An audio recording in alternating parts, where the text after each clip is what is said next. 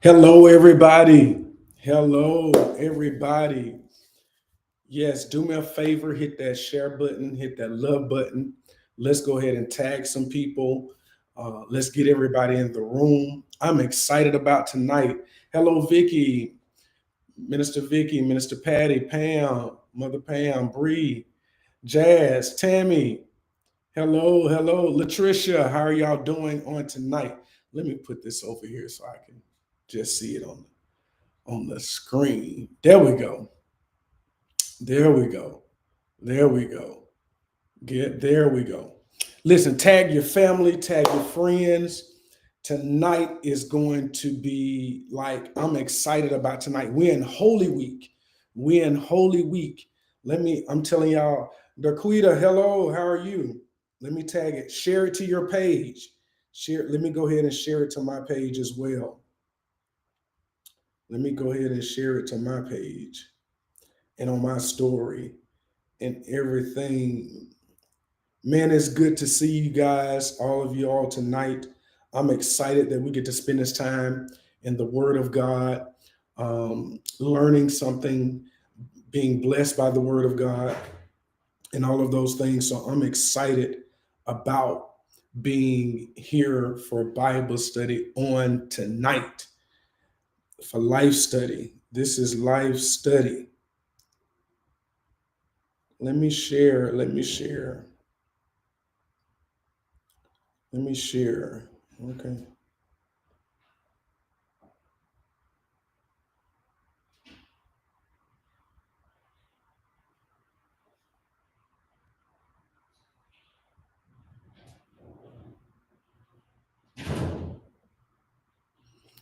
All right. Let me share it to my story.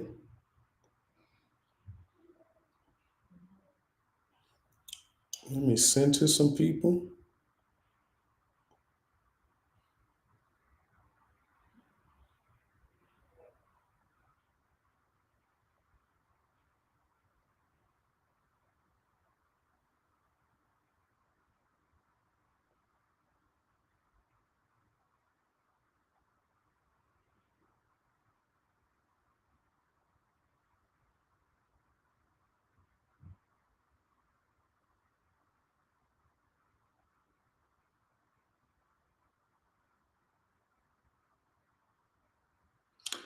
All right.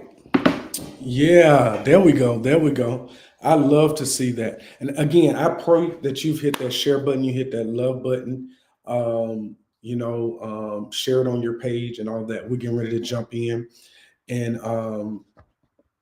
we're getting ready to jump in. Listen, unfortunately, I don't have um, uh, notes on tonight for us to go on the screens. I don't have that to go on the screens on tonight. Hey, Letitia Howard, good to see you. I owe you a phone call. Lisa, we're praying for you and your family. As I told you, we're here for you. Your Life City family is here for you in this time of bereavement. We're here for you. We're praying for you on the loss of your sister. Good to see you, Toya. Um, we're praying for you and we love you much.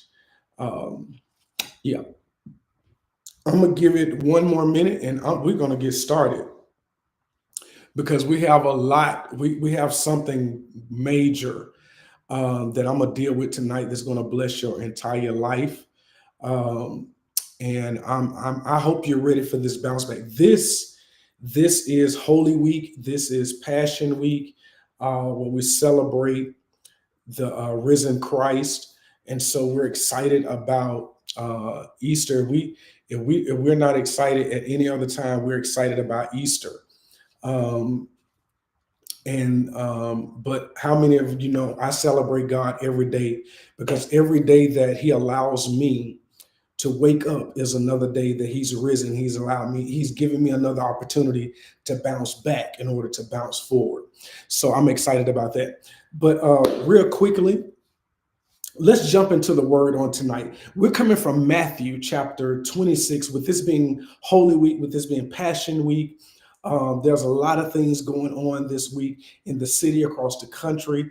I'm sure you're going to have 7 last sayings. You got so many services and all of those things. Um, we actually have a fun day on Saturday, and we got Easter on Sunday. But I want to jump into this word, and I need all of you guys to really lean in on tonight, because I promise you, this is going to be a blessing to you. So lean in, buckle up and lean in, lean back, buckle up, however you need to do it. But listen, this is about to be breathtaking. This is about to be life changing, life altering, life shifting, life transitioning, life delivering, and all of those things. So we got a long way to go, but a little while to get there. So Matthew chapter 26, verse 41 through 46, it says, keep watching and praying that you may not enter into temptation. Watch this. The spirit is willing, but the flesh is weak. He went away again a second time and prayed, saying, my Father, if this cannot pass away unless I drink it, your will be done. Again, he came, watch this, and found them sleeping, for their eyes were heavy. He left them again and went away and prayed a third time, saying the same thing once again. My God. Then, verse 45, then he came to the disciples and said to them, are you still sleeping and resting? Behold, the hour is at hand, and the Son of Man is being betrayed into the hands of sinners. Get up, let us be going. Behold, the one who betrays me is at hand. I want to talk about tonight, as we gear up for Easter. I want to talk about tonight for just a little while. Let me make sure that, because I think they switched, but I want to make sure. Okay. I want to talk about, for just a little while, bouncing back from myself. Bouncing back for myself. I need everybody to type that, bouncing back for myself. The reason I wanted to go here, because as we talked about on Sunday, watch your crowd. And we discovered that the same people who cried Hosanna would this Friday be the same people who cried out, crucify him. As much as we celebrate Sunday morning, he got up. As much as we go crazy and get excited about Easter and all of those things because he died, and across the country, pastors are going to be raising their voices. If they haven't raised them all year, they're going to put music in their voices and cry out one Friday night, one Friday evening on Calvary's cross. He died for me. He stayed there all night Friday. He stayed there all day Saturday, but early. And I know many of us, Jazz, Toya, Lisa, we can't wait. We go crazy when that pastor said, and early one Sunday morning, he got up, and he got up for me and you. But I want to touch on something today, because I believe that we have to understand that before he bounced back for us, he had to bounce back for himself. Yeah, he had Jesus not bounced back for himself first, in this particular passage, in this particular text, in this Matthean text, in chapter 26, verse 41, then he would not have been able, he wouldn't even made it to Golgotha. Had he not went through Gethsemane and bounced back from himself, he would not have been able to bounce back for us. So let's jump in this real quick, because a lot of you are bouncing back for others and find it difficult to bounce back for others. And the reason you can't bounce back for others is because you first have to bounce back for yourself. I need somebody to type tonight. Tonight is about me. Yeah, I promise you, this is not being selfish. This is not a season for you to be feel bad. But how can you be there for others if you're first not there for yourself? I need somebody to talk to your boy tonight. This short but pregnant passage, it really it starts off and it highlights a twofold conversation. One would think that it would be fourfold, but it's actually a twofold.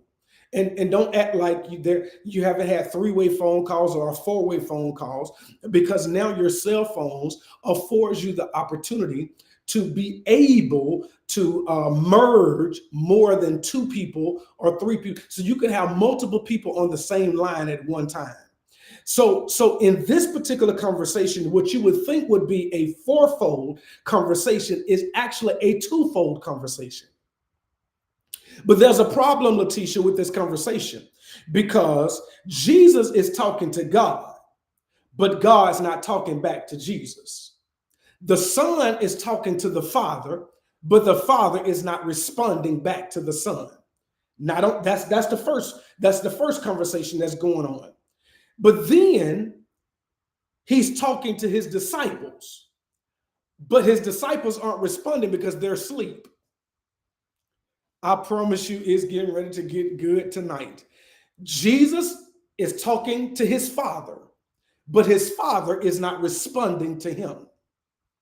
He's talking to his disciples, but his disciples are in a deep sleep, so they're not responding back to him. So in other words, my first question of tonight, and I wish somebody would type this in the chat so that those who come later will hear this as well, and you can write this. I hope you're taking notes tonight. What do you do when God is silent and people are sleeping? I'm going to pause and let you catch that. What do you do when God is silent and people are sleeping? Oh, I feel like it tonight. I feel like it tonight. What do you do when God is not responding and people are sleeping? Now, before I get too ahead of myself, let's get some context so we can respect the content of what we're talking about tonight. Because even though we started in Matthew chapter 26, verse 41, I need to rewind and back a little bit and go to verse 36. Because it is in verse 36 that we discover what's going on here. Because the Bible says, then Jesus came with them to a place called Gethsemane and said to his disciples, sit here while I go over there and pray. So here Jesus is, he's going to a place with his disciples to have a conversation with his Father. Y'all need, I hope, come closer. He's going to a place called Gethsemane with his disciples. He does not go alone, but he goes with his disciples to have a conversation with his Father. Now, right there, before I can read another verse, before I can read another word, because verse 36 is what sets the stage literally for the whole chapter. It literally sets the stage for the whole chapter of Matthew chapter 26. Why? Because the text says they get to a place called Gethsemane. Now, the word Gethsemane, I'm sorry, y'all, I didn't have the lower thirds to put this up so you can take notes. But I pray somebody's on here. Patty, you're on here, type fast enough for the people, please. The word Gethsemane literally translate to mean oil press. Oil press. Hold your britches. Now catch this, because this is not some transliteration of the word, Gethsemane literally in the Hebrew means oil press. Let me give you this so you can understand what that means. Because Pastor, I didn't grow up in church. I hear what you're saying, but what is an oil press? I'm glad you asked, because I'm here to answer your question. Because this verse is literally the cornerstone of the rest of the chapter. Verse 36 is the cornerstone of the rest of the chapter. Watch this. Because what is, but Pastor, I get that, but what is an oil press? An oil press is an old world device. It's made of stone and wood. It's made of stone, wood, and a clay with a clay bowl like base, a stone wheel, and a wooden stick, right? And they will put olives in the base and will use the wooden stick to navigate the stone wheel around the base. Watch this. In order, I feel like shouting already. Michelle, I feel like shouting already because they will put olives in the base and would use the wooden stick to navigate the stone wheel around the base in order to press the olives. Watch this. Now, what would happen? Once the olives is pressed, God, I'm about to shout. I'm about to shout already. What happens is the olives, watch, hear this, catch this, and I hope y'all really catch this. Once the olive is pressed, the oil begins to be separated from the skin and the pulp of the olive. Okay, I'm gonna say it one more time. When they grab the wooden holder, this wooden stick, it navigates the stone around the base that holds the olives. As the stone goes around, as they navigate it around, it begins to press the olive, which separates the oil from its container. Okay, here it is. Here it is. And so what happens is the oil would flow into a pitcher and the pulp would flow into a basket. Okay, let me make my big point and move on so you'll get this, because I don't want to bore you. The first pressing of the oil was considered the purest. I promise you, I'm going to come back and grab the whole separating thing, because the oil was literally used for three things. It was used for lamps, because in those days there was no electricity. So therefore they had lamps that would light by oil. Then it was used for cosmetics. Don't look at me like that, like you haven't went to the beauty supply store and you really didn't have the money that month to go to the dealers and get you some real the real McCoy, the real perfume that you wanted, the real cologne that you wanted. So you went to the beauty supply store and they had the oil in that particular brand. Okay, I'm not talking about y'all. I'm talking about your cousin there, because y'all got enough money to go to dealers and get it whenever. But those of us that sometimes you use the oil. Okay, so it was used for cosmetics. It was used for perfume. It was used for your face and all of those things. So not only was it used for lamps, not only was it used for cosmetics. I'm moving on quickly. But the last thing it was used for was anointing. Which is my big point, because it was used for anointing for two reasons: for consecration and healing. Consecration, watch this. Okay, so why is this important, Pastor? Because I really need you to get to the point of Jesus bouncing back for himself, and so I can get really what you're talking about tonight. Here it is right here, because the text says when they got to Gethsemane, Jesus tells the 8 disciples to remain behind. And he only takes Peter, James, and John. Before he gets to Gethsemane, he tells 8, because one, it was 12 in all. He tells 8 because one had already left and went a different way because he was doing what he was supposed to do. Oh my God, which was betray Jesus. So he had 8 left, and he only took out of the 11 left, he only took 3 with him, which was Peter, James, and John, and leaves Eric. Why? Because he recognized, here's the first shout of the night. He recognized that he was getting ready to go into a pressing moment. I need somebody to type, I'm getting ready to go into a pressing moment. I need you to type pressing moment, pressing moment. Everybody, all 19 of you, I need you to type right now, pressing moment, because you need to understand. Because he says, I'm getting ready to go into a pressing moment, and everybody cannot go with me. Because here's what you have to understand. Even though some good stuff is coming out of me being pressed, there's also some bad stuff coming out of me being pressed. Woo! because not only did oil come out of the olive, but also pulp came out of the olive. So there was some good stuff that came out of the olive in its purest, which was the oil, but there was also some bad stuff, which was the pulp. So here it is. There are many times that you're in your pressing moment, and everybody can't see you in your pressing moment. Why? Because there's some good stuff and some bad stuff. Okay, Pastor, what are you really trying to say? Which is why God, here it is. This is why in your pressing moment, God will separate you from folk right before your pressing moment. Okay, Jazz. Maybe you'll catch this, Jazz. Maybe you'll catch it, Jazz. Because, watch this. How many of you on this live tonight, you begin to freak out when people just start disappearing out of your life? Oh my God.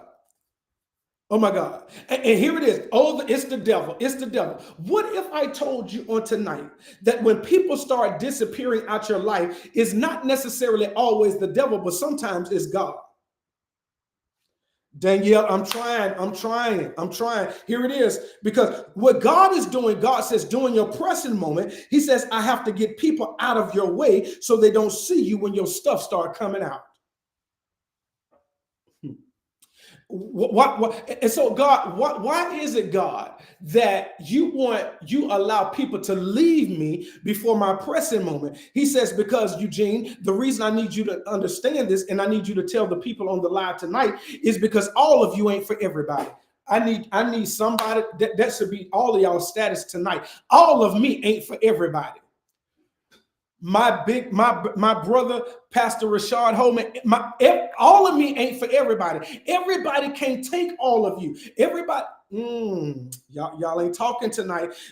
I'm in the text because notice what Jesus says. He says, sit here while I go over there and pray. Even those people that's closest to you, even those people that you know got your back, that you know pray for you, even in certain settings, in certain moments in your life, they can't even see you in your pressing moment.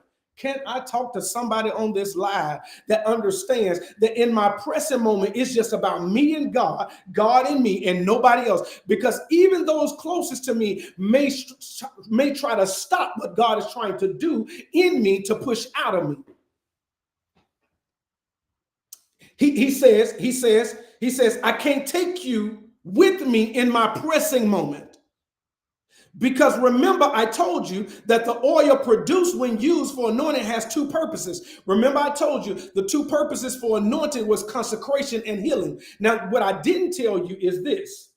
What I didn't tell you is this, Lisa, is that consecration means to set apart. I'm getting ready to preach up in this house on this live tonight. Consecration means to set apart, whereas healing, it means to make you better.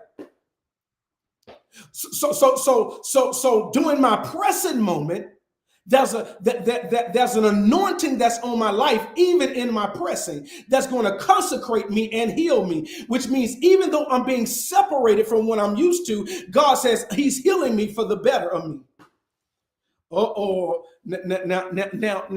because Pastor Holman is on here, I'm about to say something not liturgically correct, but in essence, he says, this moment is about me. Patty, this moment is about me. Yeah. He says, I got to be selfish in this time, because I need you to understand this. Every now and then, you've got to learn how to separate yourself and just get selfish with God. You got to learn to separate yourself and get selfish with God. Maybe one of the reasons you haven't got healed from some of the stuff that you need healing from is because you haven't dealt with it yet because you've been too crowded. Oh my God. Oh my God. You've been too crowded. Somebody put this in the chat. Disappointment comes with crowds, but deliverance comes with consecration. Somebody put this in the chat. Disappointment comes with crowds, but deliverance comes with consecration. In other words, God says, in order for me to get you delivered from some things, I had to get you away from some things. I'll get you away from some people. Y'all missed it, what I just said. God says, in order for me, you're being, he says, I'm tired of you walking around complaining about disappointment. I'm tired of you walking around complaining about depression. I'm tired of you walking around talking about, so in order for me to get you away from that or this, he says, what I had to do was, he said, I had to consecrate you, set you apart. He says, I had to deliver you from that in order to consecrate you for this. Teach you, Jalen. I'm trying, God. Here it is. Maybe God hasn't raised you up yet because you won't let him set you apart. God says, in order for you to be pressed, with the pressing, some stuff has to come out of you that you may not want to let go of. Oh, oh my God. Oh my God. I talked about this Sunday, watch your crowd. And because what if Jesus, let me actually go the middle ways, because Sunday I talked about watch your crowd, how to bounce back from crowds. In other words, the same people that threw out the palm branches, which means victory, triumphant. Jesus comes in Jerusalem on a donkey. And when he comes in Jerusalem on a donkey, they're crying out, they're shouting, Hosanna, Hosanna. Mm-hmm. Yeah. He's the miracle worker. He's the one. He's the one. But Jesus knew that these same people that were shouting his praises,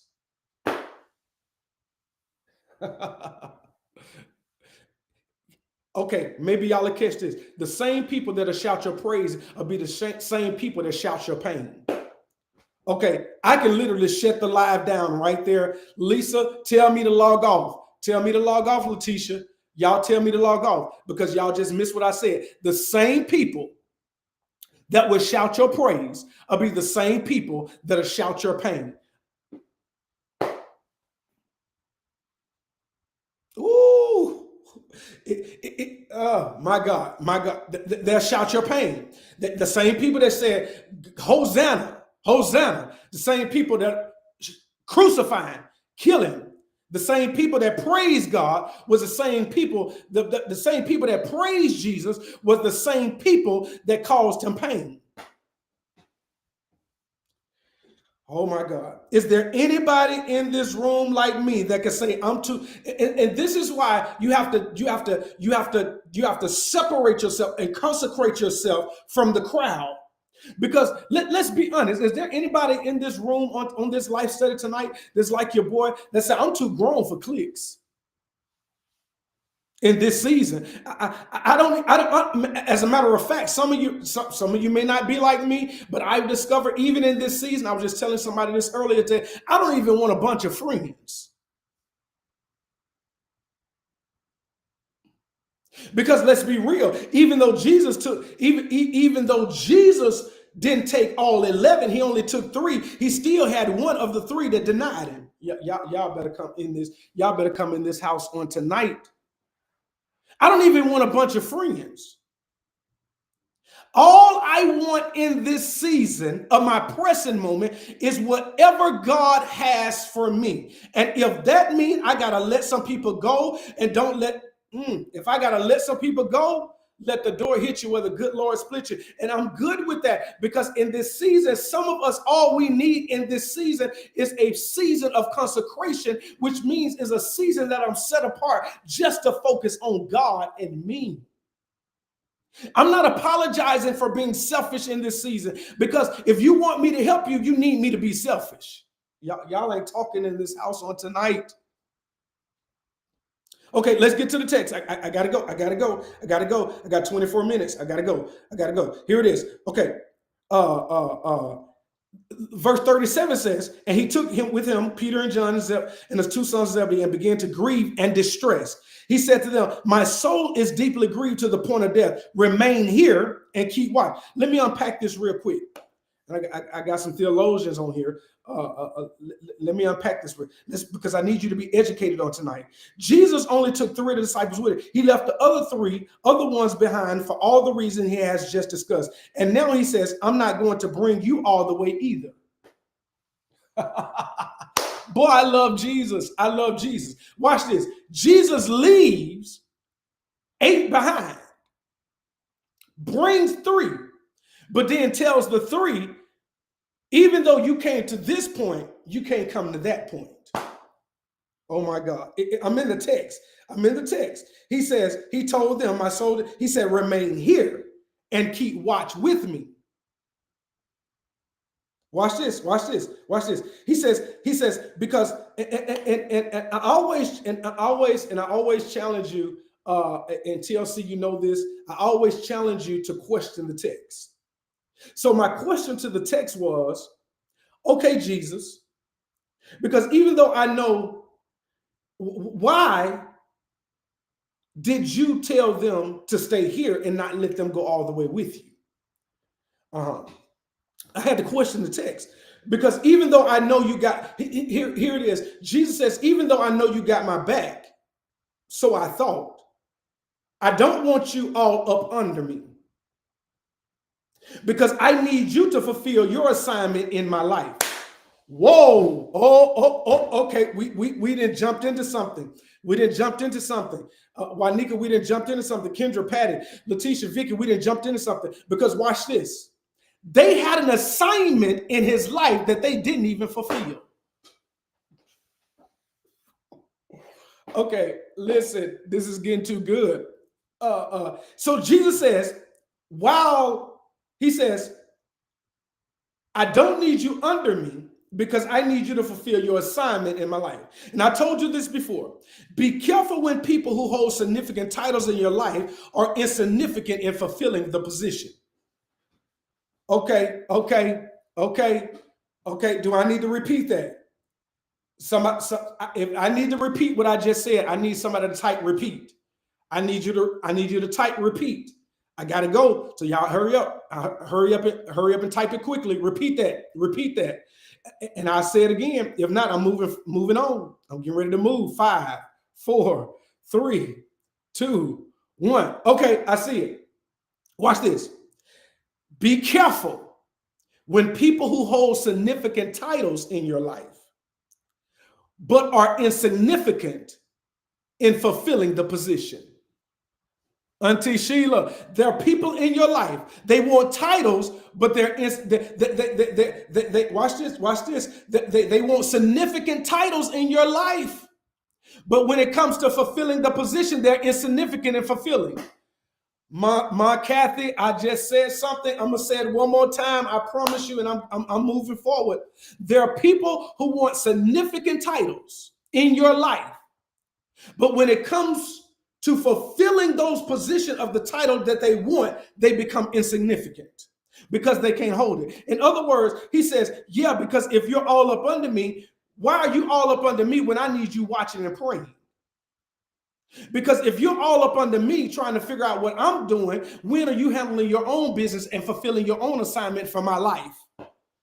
Oh my God. Because how many on this live, you're in a pivotal point in your life where you're like, life for me is more than just kicking it. Life for me is more than just hanging out. Life for me is more than just going out to dinner. Life for me is more. What are we accomplishing? Yeah. What are we doing? Are we making money? Or are we saving souls? Or what are we? Because we can do all of that after we've completed our assignment and have time. But see, all of us, watch this. All of us want luxury, but we don't want legacy. Oh my God. You want the luxury, but you don't want the legacy, because I need to build my legacy so I can enjoy the luxury. Y'all ain't saying nothing in this live tonight, because see, we got to stop building luxury and ain't got no legacy.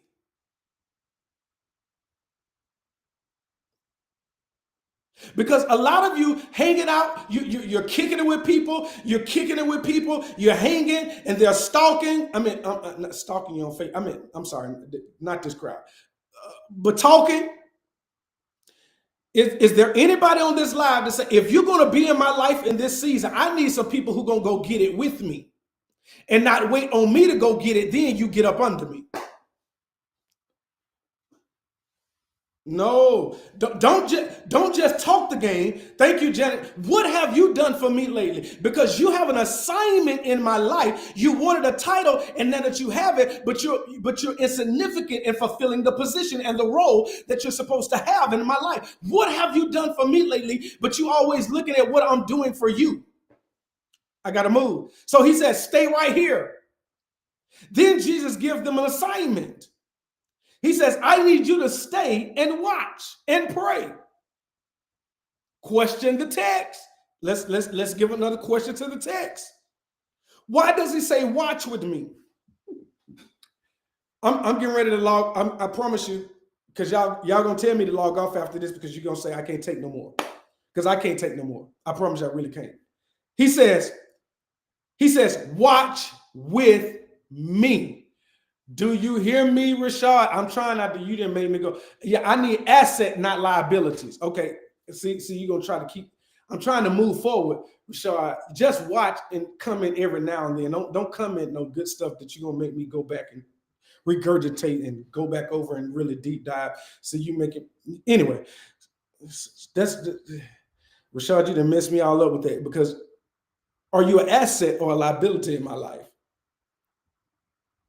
An asset says, I have the title and I know how to fulfill the position of the title which you've given me the assignment in your life. I'm a liability when I have the title but not fulfilling the assignment of the title. See, Pastor Holman, what you done made me do. Let me go. So he says, notice what he says.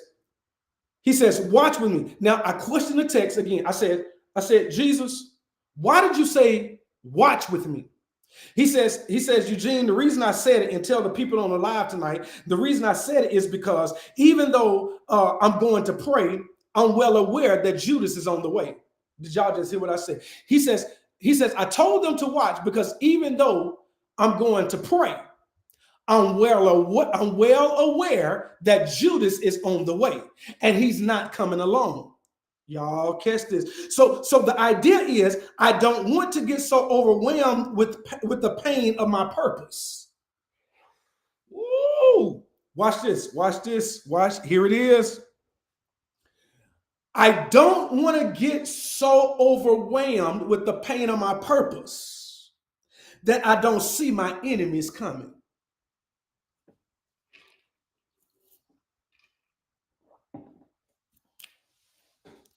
Did y'all just hear what I said? Some of us, you get so overwhelmed in the pain of your purpose that you don't see your enemies coming. So what Jesus says, I'm teaching you a lesson. Don't get so overwhelmed in the pain of your purpose that you forget. Thank you. See, Pastor Hope, thank you for helping me preach tonight. That you understand that your op is on the way. He says, so your assignment is, watch this. He says, I want to be prepared for them when they come. Why else watch for them if the goal was not preparation? Perhaps, Pastor Holman, since you're on here and you're helping me teach tonight, perhaps, and this is eisegesis at best, conjecture, maybe Jesus didn't want his enemies to see him in his time of pain. Maybe the reason he wanted to be prepared was so that he would have time to wipe the tears of his eyes and sweat from his forehead and face his accusers and betrayer head on. Perhaps. Conjecture. So he says to the disciples, he says, I need you to watch because the real is there are things in my life that I've given you access to that nobody else should know about. Woo! Here we go again. There are things in my life that I've given you access to that nobody else should know about. Can I help you real quick? I need somebody, maybe three of y'all to type this. Your haters aren't your real enemies. Actually, let me take that back. Let me put it this way. Your haters aren't your worst enemies. No, your haters aren't your worst enemies, because your haters would only have lies to spread about you, wouldn't have lies to spread about you if it wasn't for the people close to you giving them the truth. I almost threw my phone. I'm gonna say this, Letitia. Maybe you caught it. Your haters aren't your worst enemies, because your haters would only have lies to spread about you. If they wouldn't have lies to spread about you if it wasn't from the people close to you telling them the truth.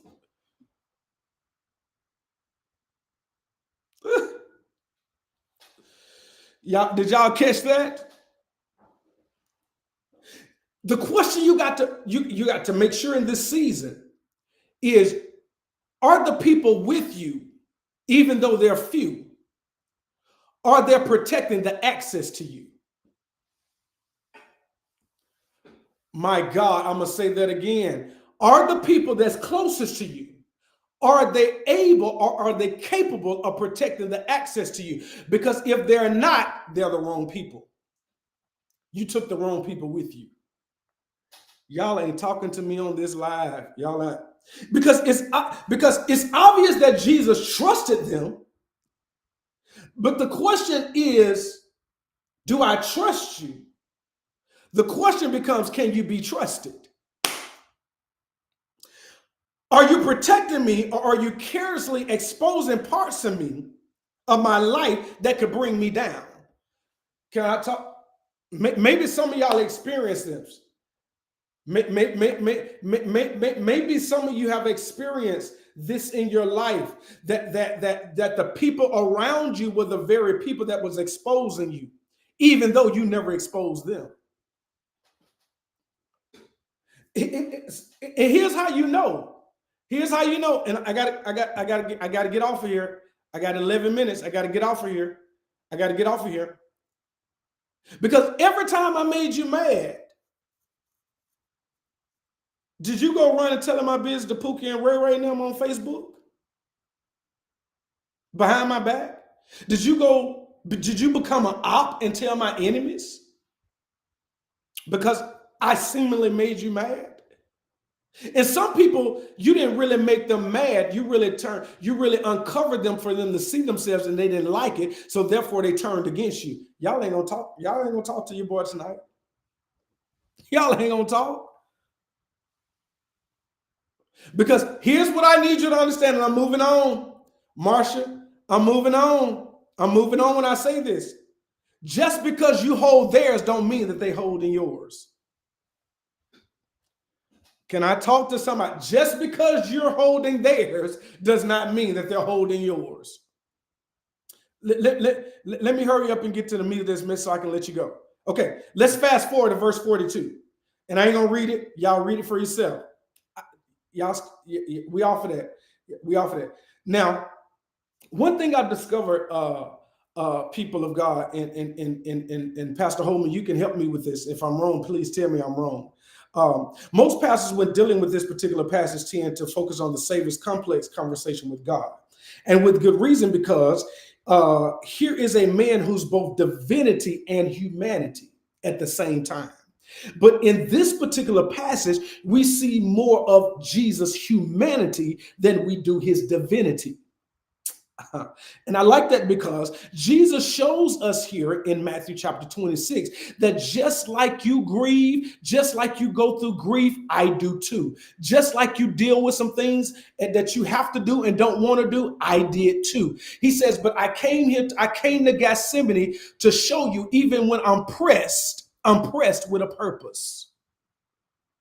Even though I'm pained with a purpose. Even though it doesn't seem productive, it's very productive. Even though it doesn't seem purposeful, it's very purposeful. So I had to go through this to show you that you can come through this too. So watch this. Here's what he says. He shows us that listen, I'm fully aware of my destiny from day one.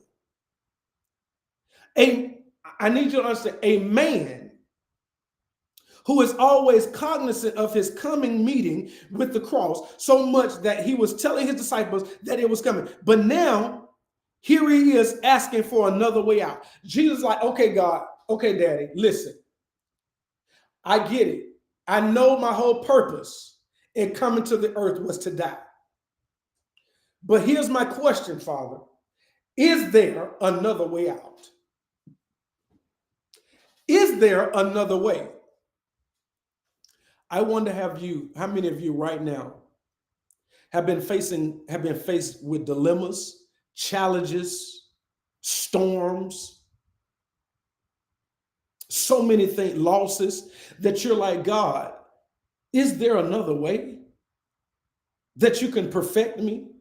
Is there another way that you can take me into my divine purpose? Is there another way? I can imagine not only Jesus asked, but Abraham, when he had to sacrifice. God, is there another way? Unlike Abraham and Isaac, which God provided, Jehovah Jireh, my provider, he provided a ram in the bush for Abraham. But for Jesus, his son, he says, no, son. And in actuality, when Jesus is talking, he's not even responding. He says nothing. But tonight is not my assignment to deal with that conversation, but it's too good to completely disengage. So let me throw a homiletic stone at it and bounce. Jesus in his humanity is questioning the path of his divinity. Now, his resolve is, I'm going to do it anyway, but it hurts. Whew. Oh my God. Oh my God. He says, I'm going to do it anyway, but it hurts. I need to preach to not preach because I really feel like it tonight, but I need to teach to about 10 of y'all on this live tonight who are in the middle of a fight of your life. And here's the thing. You're in the middle of the fight of your life. You knew it was coming. And you're going to do whatever you got to do. But is there anybody can type, but it hurts?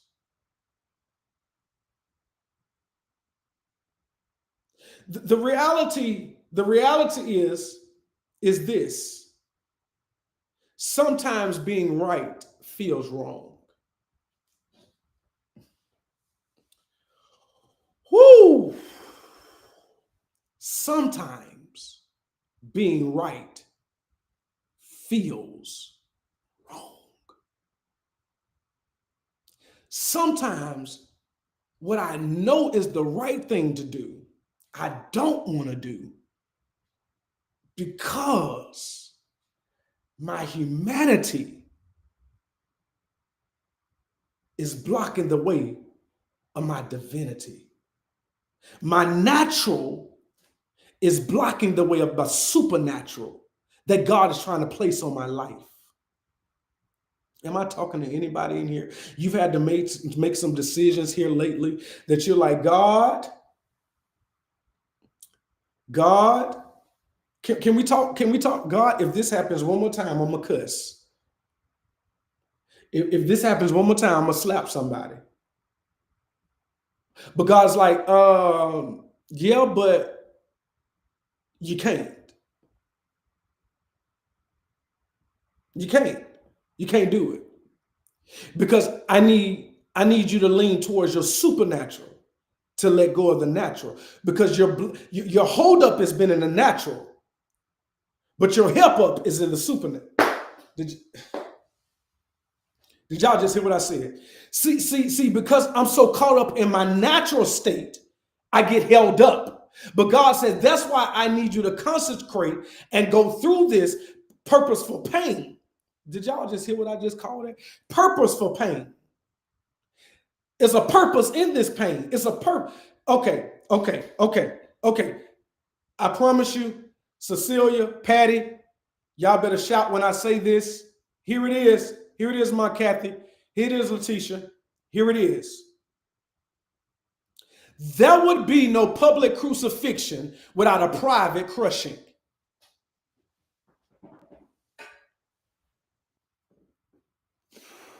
There would not have been a public crucifixion without a private crushing. In other words, Jesus says, I got to crush myself privately before I let them crucify. The only reason Jesus was able to take public crucifixion that they put on him was because he crushed himself privately first. Did y'all just hear what somebody ought to put some fire in the chat? Somebody ought to put some fire in the chat, because I just told you, you got to crush yourself privately. When you crush yourself privately, whatever they do to you publicly won't hurt you. Oh my God, because I hurt myself first. I went through the purposeful pain so that I can endure people pain. God. Okay, I'm logging off. I'm logging off right there. I went through my personal pain. So watch this. I went through my personal, purposeful pain so that I can endure people pain.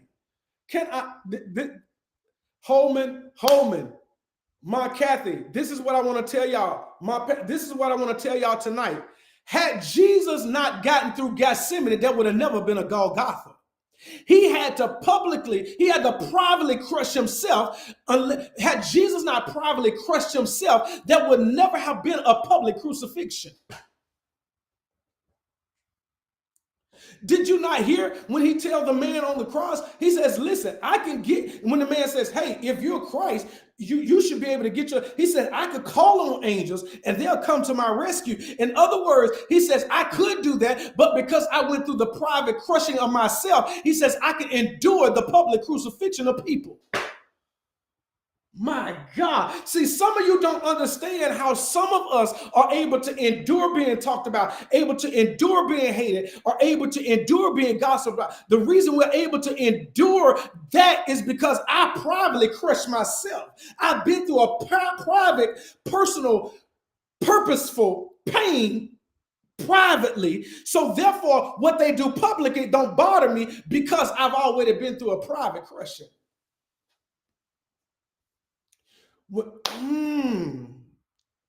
I got to get off. I got to get off. Yeah. Your supernatural. Your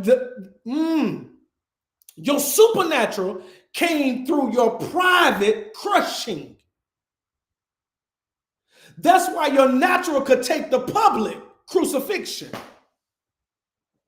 That's why the old folks says when they whipped him all night long. They whipped him all night long. And then they come back and say, but he never said a mumbling word. He didn't have to say a mumbling word. Why? Because everything he needed to say, he said it to God in private crushing.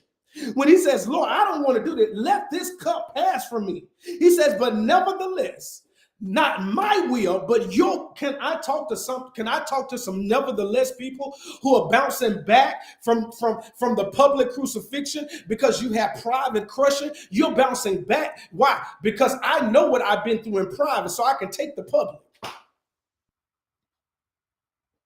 He says, nevertheless.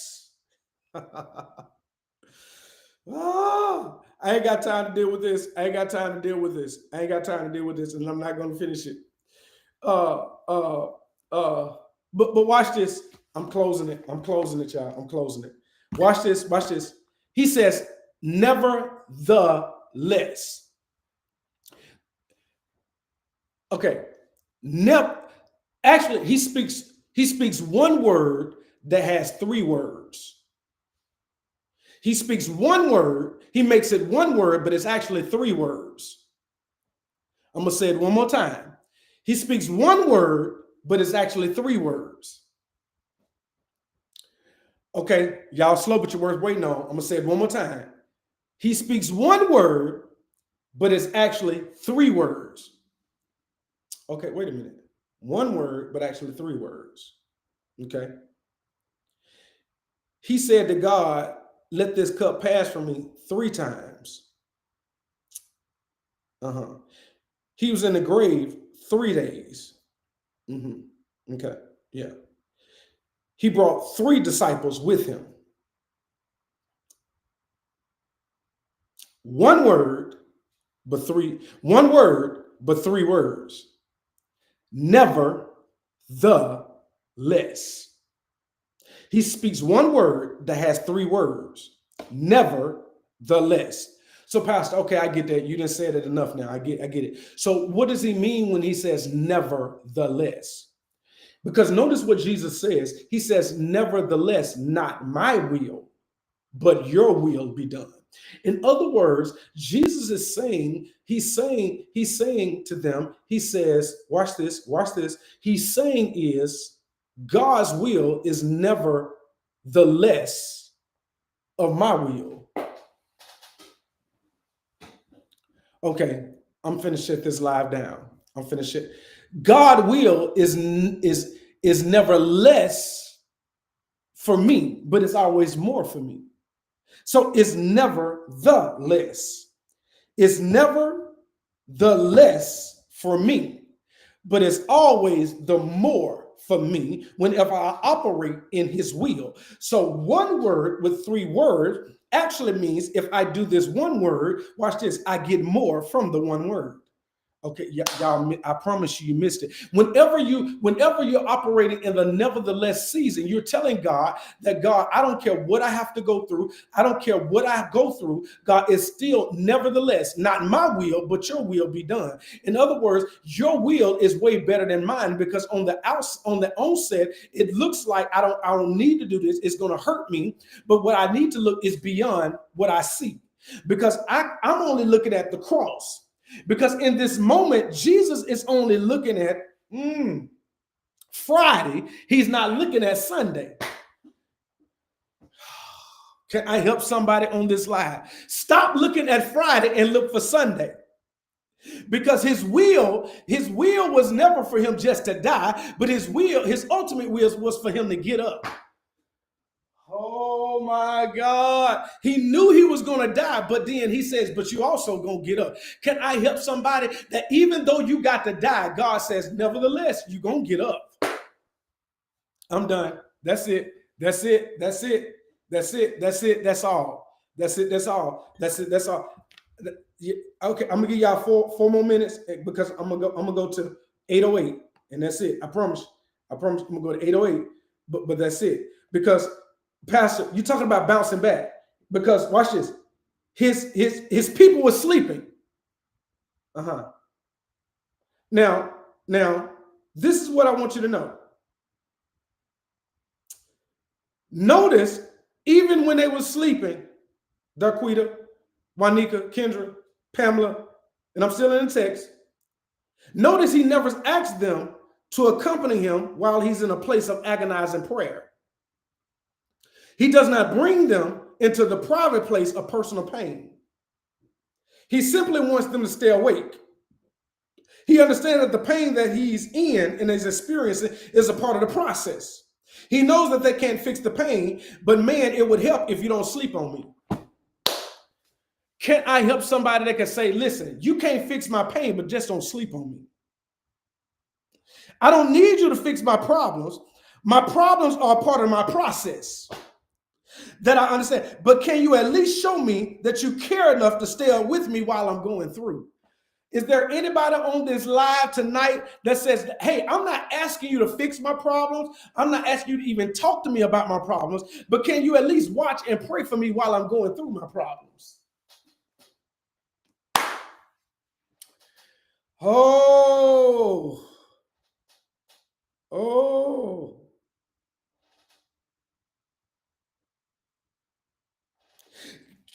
Can you imagine this? What time is it? 8:05. Can you imagine this? The last thought that was on Jesus' mind while he's yet being betrayed and led to the cross is that people I've spent 3 years mentoring, three people that I've changed your life, 3 people that I've helped, I did everything for you. I gave you a new identity in Christ. I raised you up. You haven't been broke. I made sure you ate. I made sure you slept. You're living better than you ever lived. But you sleep on me in the time that I needed you the most. Whoa. But before I go, I got 2 minutes before I go, because I got to give you the flip side. Because Jesus says their eyes were heavy. Remember, there's no wasted ink in the Bible. So why were these words used? I had to look it up.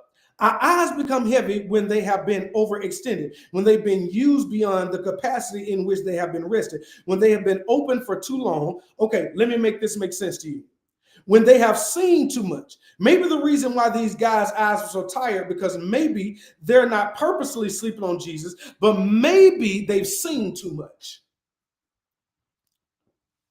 And I want to talk to somebody tonight in his last minute who's having trouble waking up, who's having trouble with the topic of this hermeneutic discourse or dissertation, who's having trouble, who says, Pastor, I don't want to sleep, but I've seen too much. Can I please just rest my eyes, my weary eyes, because I really don't want to see you die. Sometimes you could be asleep and not even know it, because you're so tired that all it takes is just one blink. But I came to tell you, you ain't sleeping in this season. You're getting ready to bounce back in this season. You're getting ready to bounce back from yourself. God had to take you through the pressing. Woo! Here it is. This is your last type of the night. I had to go through the pressing in order to get the promotion. Jesus went through the pressing in order to get the promotion. Had Jesus not gone through the pressing, we wouldn't have received the promotion that we didn't have to go through the pressing for. All right, I'm done. It's 8:08. God bless y'all. I pray tonight bless y'all. I pray that you bounce back from your pressing moment to your promotion moment. This is your season to bounce back. Listen, if you're anywhere near the Dothan area on this Saturday, join us for a family fun day. But Sunday is the bounce back season, and we're coming to the cross all the way to the grave. Listen, I promise you, you don't want to miss Sunday, because he bounced back so that I can bounce forward. That's what I'm preaching Sunday. He bounced back so that I can bounce forward. Be blessed. God bless you. I love you. Listen, remember, parting words. Be careful how you walk. Be careful how you talk. Your life may be the only Bible that some people read. Love God, love people, live free. I almost forgot. Thank you for the text. Maybe there's somebody on here who tonight says, hey, Pastor, that word blessed me, and I want to sow into the ministry or do this, sow into the church, not into me. This is into the church. Listen, be a blessing. If God lays it on your heart, you can do it. If not, hey, get the word. I'm glad that you was blessed by the word. If you was blessed, listen, sow a seed, whether it's no matter what it is, no seed, any seed. Listen, the only reason we got a harvest is because what the people didn't understand, don't miss Sunday. What the people didn't understand is this: whenever a seed goes in the ground, it always is going to grow up out of the ground. They put a seed named Jesus in the ground. And what did he do? He came up. Good night, y'all. That's it. I'm not preaching anymore. That's it. Good night, y'all. Y'all blessed.